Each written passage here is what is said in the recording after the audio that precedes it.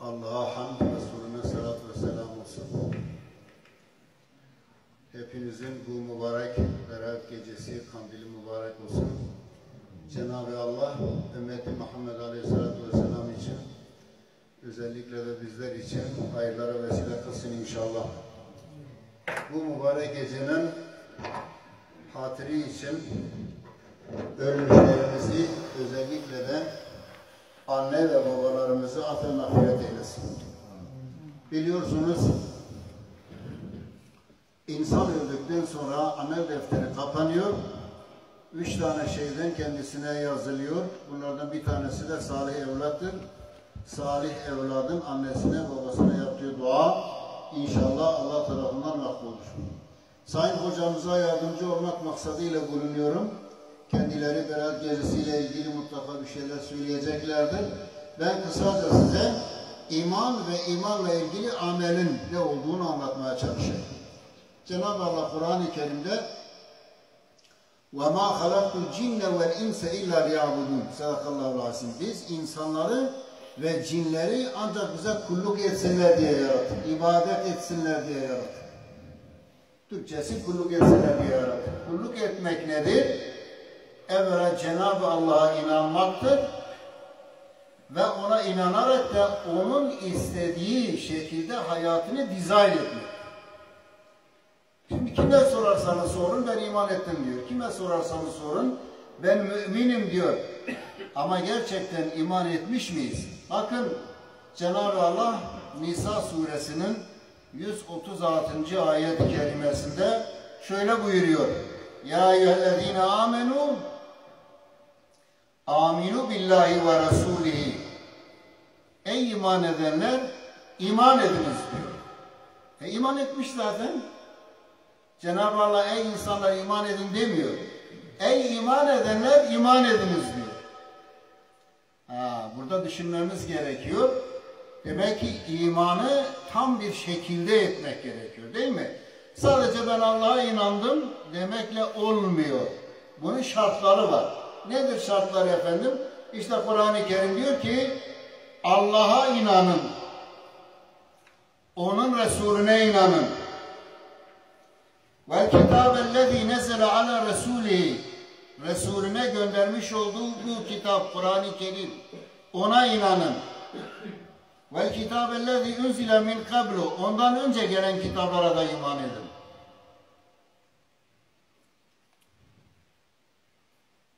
Ve men yekfur billahi. Kim ki Allah'ı inkar ederse ve melaiketi meleklerini inkar ederse ve kutubihi kitaplarını inkar ederse ve rusulihi peygamberlerini inkar ederse ve yevmil ahiri ahiret gününü inkar ederse fakat delle delalen ba'ida o derin bir sapıklık içerisindedir. Evet, Peygamber Aleyhisselatü Vesselam hiç ölmeyecekmişsiniz gibi dünyanıza, yarın da ölecekmişsiniz gibi ahiretinize çalışın diyor. Yani insanın yeryüzüne geliş sebebi ibadettir dedi, kulluktur. Ama insanın Kur'an'ın söylediği, peygamberlerin emrettiği, Allah'ın bizden istediği şekliyle eğer hayatını dizayn ediyorsa, halal yollarla çalışıyorsa o çalışması da ibadettir. İmanın kaç tane şartı vardı? Biz 6 tane şartı var diyoruz değil mi? Allah'a inanmak, meleklere inanmak, kitaplara inanmak, peygamberlere inanmak, ahiret gününe inanmak ve kadere inanmak. Ben kısaca Allah'a inanmak ne olduğunu anlatmaya çalışayım. Efendim ben Allah'a inanıyorum. Evet. Ama ben hayatımı istediğim şekilde dizayn ederim. İstediğim şekilde yaşarım. İstediğim şekilde evlenirim. İstediğim şekilde ticaret yaparım. İstersem ibadet ederim, istersen etmem. İstediğim insanı kendime rehber edebilirim diyebilir mi? Böyle bir iman olabilir mi sizce? Allah'a inanıyorsanız Allah'ın göndermiş olduğu Kur'an-ı Kerim'in hükümlerine göre hayatınızı yaşamanız gerekiyor. Ben sadece sana inanıyorum, sana dayanıyorum. senin emirlerin doğrultusunda hayatımı dizayn ediyorum. Böyle inanmak gerekiyor. Çoğumuz diyoruz ki efendim ben Allah'a inanıyorum ama benim benimsediğim sistem farklı olabilir. Çoğu insan görüyorsunuz camiden çıkıyorlar, Allah korusun şeriata lanet okuyorlar. Şeriata karşı yürüyüş yapıyorlar. Müslümandır. Böyle iman olmaz değerli kardeşlerim. Allah'a tam bir teslimiyetle inanmak gerekiyor. Kanunlarını, nizamlarını bütün beşeri sistemlerin kanunlarından, nizamlarından üstün tutmak gerekiyor. Allah ne demişse doğrudur, onun aksini söyleyenler yalan söylüyordur. Böyle inanmak gerekiyor. Onun için de Cenab-ı Allah'ın bizlere göndermiş olduğu Risale, tabiri caizse mektup, Kur'an-ı Kerim yani onu güzel bir şekilde okumak ve onun içindekilerini öğrenmek gerekiyor, bilmek gerekiyor. Cenab-ı Allah bize göndermiş olduğu bu kitapta ne yazıyor ve bizden ne istiyor? Bu yüzden bir başka ayet-i kerimede وَاَعْتَسِمُوا بِحَبْلِ اللّٰهِ جَمِيعًا وَلَا تَفَرَّقُوا. Hepiniz birden Allah'ın ipine sarılın, ayrılığa düşmeyin. Nedir Allah'ın ipi? Arş-ı Ala'dan yeryüzüne inen Kur'an-ı Kerim. İnsanlar Kur'an-ı Kerim'le hükmettikleri müddetçe kendi aralarında vuku bulan münakaşalı, münazalı, tartışmalı, anlaşamadıkları konularda Kur'an'ı hakem kıldıkça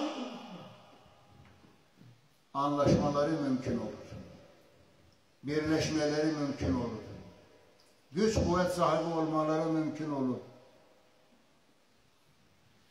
Evet değerli kardeşlerim, bir başka ayet-i kerimede de Cenab-ı Allah وَلَا وَرَبِّكَ لَا يُؤْمِنُونَ حَتَّى يُحَكِّمُكَ فِي مَا شَجَرَ بَيْنَهُمْ ثُمَّ لَا يَجِدُونَ فِي أَنفُسِهِمْ حَرَجًا مِمَّا قَضَيْتَ وَيُسَلِّمُوا تَسْلِيمًا. Hayır ya Muhammed, hayır. Rabbine yemin ederim ki onlar kendi aralarında vuku bulan münakaşalı, tartışmalı konularda seni hakem kılmadıkça ve seni vermiş olduğun hükme de tam bir teslimiyetle teslim olmadıkça iman etmiş olmazlar diyor. Demek ki sadece dil ile söylemek yeterli değil. Kalbin tasdik etmesi gerekir. Bu da yeterli mi? Hayır. Amelin de tasdik etmesi gerekiyor. Hem inanacaksın ağzınla, hem kalbin tasdik edecek, hem de onu hareketlerinle, amellerinle ispat edeceksin. Böyle bir iman gerekiyor. Evet değerli kardeşlerim, sadece dedik Allah'a inandık demekle iman etmiş olmuyor insan. İmanın çok çok şartları var. Bir, eğer Allah'a inanıyorsanız emirlerini yerine getirirsiniz. Nedir bunlardan bir tanesi? Namaz kılmaktır. Örnek diyorum. Allah'a inanıyorsanız haramdan kaçınmanız gerekiyor. Yasaklamıştır. Allah'a inanıyorsanız oruç tutmanız lazım. Allah farz etmiştir. Allah'a inanıyorsanız zekat vermeniz gerekiyor eğer zenginseniz. Çünkü farzdır. Yani Allah'ın bütün emirlerini hayatınızın her sahasında yaşamanız gerekiyor. Böyle bir imana sahip olmak lazım. Bugün görüyoruz ki teknik çok ilerlemiş. Sadece sinyallarla dünya idare ediliyor. Eskiden belki meleklerin nasıl olduğunu pek bilenimiz yoktu. Ama bugün daha rahat bu ilerleyen teknik sayesinde meleklerin hangi görevler yaptığını çok daha rahat anlayabiliriz. Görmesek de inanmamız gerekiyor. Çünkü Cenab-ı Allah söylüyor. Efendim ben görmüyorum, inanmıyorum diyen ateistler çoktu bugün günümüzde. Görmediğim şeylere inanmıyorum. Burada bir mektup yazıyorsunuz, bir tıklamayla Amerika'ya gönderiyorsunuz. EMA ile ya da cebinizdeki telefonla. Nasıl gidiyor? Bunu düşündüğünüz zaman meleklerin Allah'tan aldıkları emirler doğrultusunda kainatı nasıl idare ettiğini, yağmuru nasıl yağdırdığını, doluyu nasıl yağdırdığını, güneşi nasıl her şey zaten Allah'ın varlığını bize söylüyor, haykırıyor. O yüzden Cenab-ı Allah diyor ki ben her yerdeyim. Her varlıkta Allah'ın varlığını görmemiz gerekiyor. Peygamberlere iman etmek, yani insanların kendi başına, kendi kendini idare etmesi mümkün olmuyor. Yaratan nasıl idare edileceğini bizden daha iyi bildiği için peygamberlere ihtiyaç duymuştur ve zaman zaman bize peygamberleri göndermiştir. Peygamberler insanlarla Allah arasında elçidir, vasıtadır. Onlara da inanmak gerekiyor. Ben çok özetle geçiyorum. Sayın hocamızın söylediği süreyi geçmemek için. Kitaplara da inanmamız gerekiyor ki çünkü kitaplar anayasadır. Kur'an anayasadır. Bir mümin için tek bir anayasa var, o da Kur'an-ı Kerim'dir. İnsanların kanun koyma selahiyeti yoktur zaten. Kanunu yaratıcı olan Allah koymuştur. Ve Maide suresinin 44, 46, 47. ayet-i kerimelerinde Cenab-ı Allah bunu çok açık bir şekilde söylüyor. وَمَنْ لَمْ يَحْكُمْ بِمَا أَنْزَلَ اللّٰهُ فَاُولَٰئِكَ هُمُ الْكَافِرُونَ. Kim ki Allah'ın göndermiş olduğu hükümlerle hükmetmezse onlar kafirlerin ta kendileri. Sen kimsin kanun koyuyorsun ya? Sen kimsin kainatı idare etmeye çalışıyorsun? Sen kimsin insanı idare etmeye çalışıyorsun? Onu ancak yaratan Cenab-ı Allah göndermiş olduğu kanunlarla idare edebilirsin. Bunun içindir ki günümüzde insanlığın düşmüş olduğu hali görüyor musunuz? Çok affedersiniz, ormanda hayvanlar bile hemcinslerini öldürmüyor. Ama yeryüzünde görüyorsunuz insanlar birbirlerini nasıl öldürüyorlar. Vahşette en vahşi hayvanları bile geçmiş durumdalar. Niçin? Çünkü Allah'ın göndermiş olduğu kanun ve nizama göre hayatımızı dizayn etmiyoruz. Allah'a tam bir teslimiyetle inanmış değiliz. O yüzden bir de ahirete inanmak var. Hesap gününde. Hesap günü. Düşünün, en yaşlımız burada kimdir? Belki 80 yaşında yoktur bile. 85 yıl önce neredeydik? Ya da toplam hepimiz için söyleyebiliriz. 100 yıl önce hepimiz neredeydik? Ama düşünün, 100 sene sonra biz yine yokuz. Yoktan geldik, yoka gidiyoruz diyemiyorum. Cenab-ı Allah'tan geldik, yine ona dönüyoruz. İnna lillahi ve inna ileyhi raciun manası budur. Ondan geldik, ona gidiyoruz. Emanetin geçici bir süre için dünyaya geldik. Bize verilmiş olduğu cüz-i iradeyle hayatımızı tanzim etmeye çalıştık. Ve öldükten sonra tekrar Allah'a hesap vereceğiz. Bu şekilde inanmak gerekir. Ben ne yaparsam yapayım yanımda kar kalır demek yanlıştır. Dünya nice Nemrutlar, nice Firavunlar geldi geçti. Kendilerini putlaştırdılar. Günümüzde de putlar vardır ha. Put dediğimiz zaman sadece bir heykelden yapılmış bir şey aklımıza gelmesin. O Kabe'deki putların hepsi daha önceden gelmiş geçmiş hükümdarlardı, şairlerdi, bilim adamlarıydı zamanına göre. Zamanla putlaştırdılar. Günümüzde de putlaştırılanlar çoktur. Ölüsü var, birisi var. Buna bir başka açıdan hocamız daha iyi biliyor, tağut denir.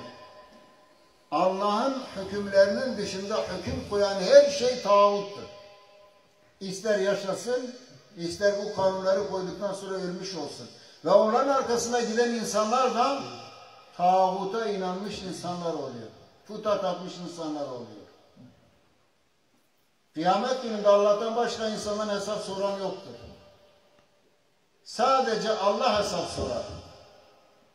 Maliki yevmiddin, bazı kıraatlere göre de Meliki yevmiddin, Melki yevmiddin, Meleke yevmiddin, her gün okuduğumuz Fatiha'da din kıyamet günü demektir. O gün sadece ama sadece onun tek sahibi Allah'tır. Tek hesap soranı olur. O günden korunmamız gerekiyor. O gün mutlaka gelecektir. Ve mutlaka Allah'ın karşısına çıkıp ona hesap vereceğiz. 6. ise kadere inanmaktır. Ben kaderi şöyle tarif ediyorum. Programlanmasıdır. Bilgisayarlar olmadan önce belki bunu biraz tarif etmek zor bu. Kader nasıldır, nasıl yazılmıştır, nasıl yazıldığı şekline göre geliyor değil mi? Şimdi diyorsun ki ben şu anda burada konuşuyorum, benim kaderimde var mıydı? Vardı. Ne zaman yazılmış? Ezelden yazılmış. Cenab-ı Allah ezelden yazılmış, ben bugün burada konuşuyorum ve bu o Allah'ın yazdığına tam uygun bir şekilde cereyan ediyor. Hasıl oluyor, meydana geliyor. Bu Allah yazmış da ben mecburum yapıyorum Ceberiye mezhebinin dediği gibi öyle bir olay yok. Cenab-ı Allah sana bir irade vermiştir ama ta ezelde senin iradeni nasıl bir şekilde kullanacağını bildiği için o şekilde yazmıştır. Kısacası programlanmış. İşte kader budur.